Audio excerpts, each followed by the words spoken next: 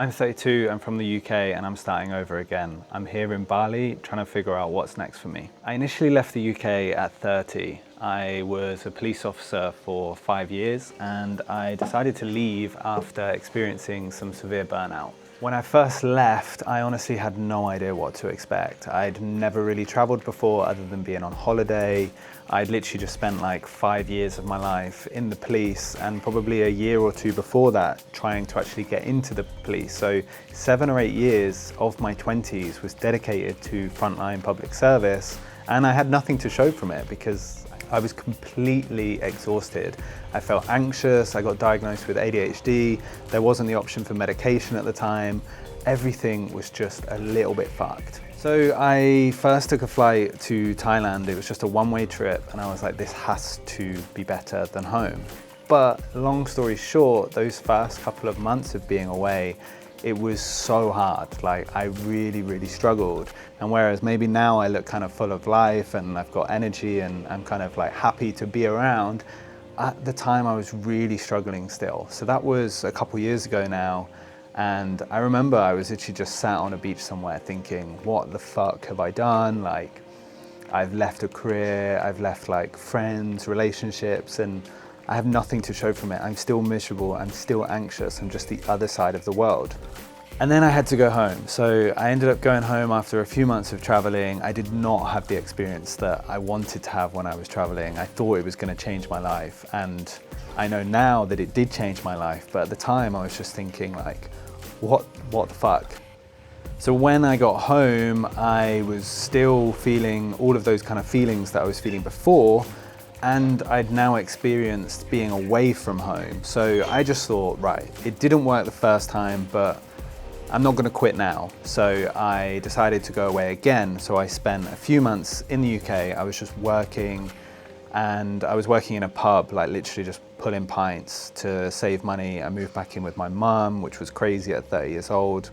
So I was doing all the things that I thought was gonna help me to be able to get away again so I could fix whatever was going on in my mind and my world after everything had crashed after leaving the police. And the second trip was actually much more successful. So I met some people along the way. I actually met a girl and kind of had like a romance where I genuinely thought that was gonna go somewhere. It didn't. She moved to Australia, I didn't move to Australia, so yeah. And that was it. That was the moment when I was like, okay, there is definitely more to life than the UK. There's more to life than me being in the police, and there's more to life than being burnt out, miserable, anxious, and not knowing what you want to do with your life. So I thought the next logical step is to figure out what I wanted to do with my life. Yet here I am 2 years later, and I still don't really know what I want to do with my life.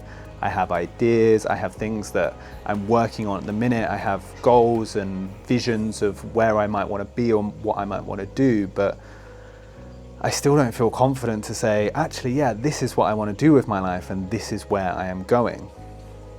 But maybe that's the beauty of it. Maybe you never really know what you're doing, and maybe life just gives you the opportunity to live several different lives if you're prepared to just up and leave as I was. And I've proven again by leaving again and starting again at 32 now that you can just up and leave at any point. So this most recent time, after being back in the UK again for 11 months, that time I was working just in a cafe. So I was baristaing, I was an assistant manager, and I was literally just slaving away. I remember like having those kind of evening shifts with no customers, thinking it will be fine because soon I will be back in Asia and everything will have been worth that slog. So I did about 11 months just in the UK, miserable, really trying to think, how can I make traveling a long-term thing?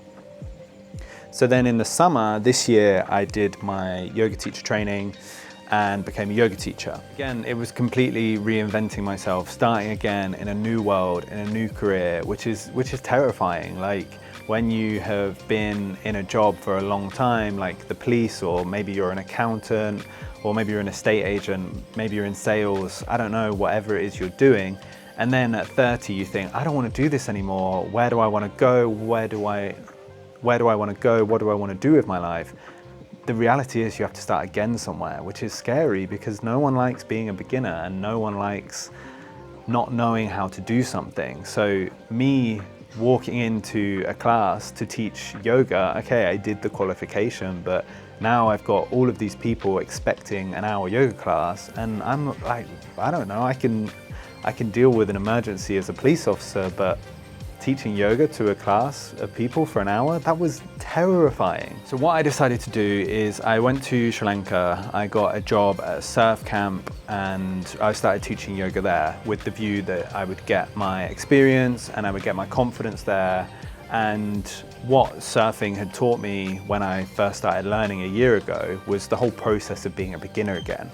If you start again at something and you're not very good at it, the ability to keep going and keep trying, it really helps, or it really helped me navigate other things in my life, because I finally got comfortable with just being a beginner again and just learning how to suck at something.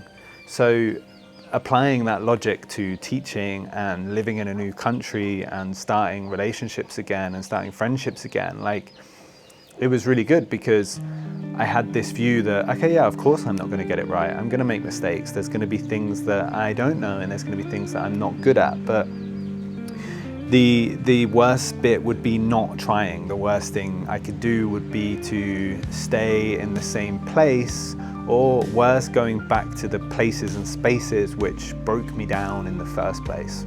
But Sri Lanka didn't actually work out, so I was supposed to be there until January, and I only ended up working at the surf camp for 5 or 6 weeks after signing up for 4 months.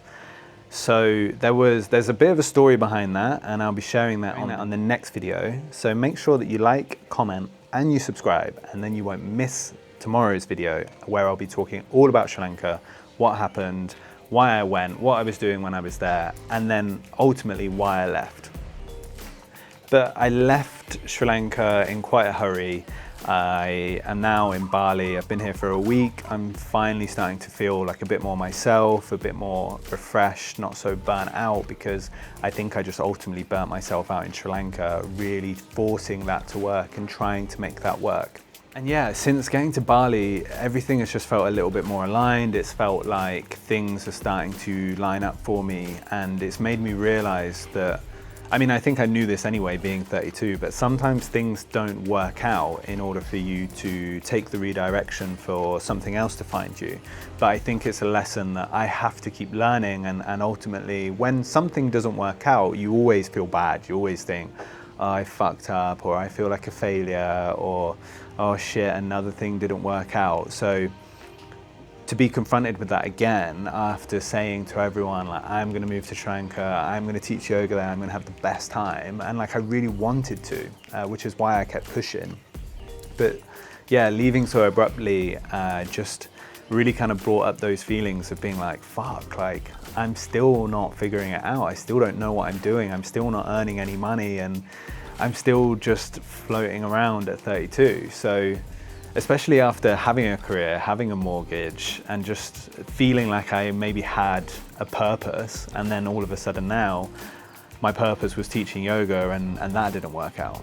But yeah, since getting to Bali, I've really felt like I found a new direction, and over the next couple of weeks, I'm going to be explaining what's been going on in my life, what I'm going to be working towards, and what I'm actually going to be building and what I'm going to be creating. And I already know in my head what's happening, the direction I'm going, the vision, the place that I'm aiming to be living in next year, but I'm not going to give that away just yet. So make sure you are subscribed for the second time so you won't miss any of the updates. This whole channel is going to be about starting again, navigating burnout, navigating your 30s, in a different way in comparison to maybe how you expected your 30s to go, or what your parents or your friends are doing. I mean, both of my friends at home are married, have got children, another friend's just had his 3rd child. For me, that's not where I'm at right now, and it's not where I want to be for the next few years. So over the next few months, I'm going to be trying to set myself up again. I'm starting again, trying to navigate this next chapter, after genuinely believing that my future was in Sri Lanka until at least January, and it's not even December yet. So I still have 2 months of unknown, before I even reached the point where I thought that was going to be the unknown. So for the third time, if you want to see what happens, what I get up to, all of the chaos that happens with me changing my mind and figuring out what's next as someone that left their job at 30 to chase an idea that they didn't even know what it was. It's not like I left the police knowing what I was going to be doing. I left the police thinking, it's got to be better than this. So yes, like, comment, let me know what you think, and subscribe, and I will see you tomorrow.